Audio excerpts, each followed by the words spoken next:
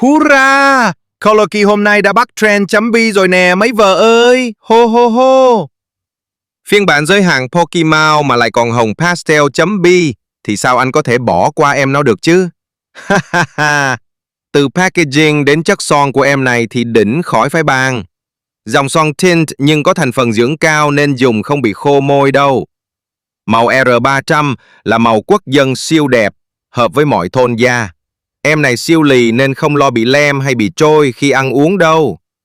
Đẹp quá, phải chốt liền các em ơi!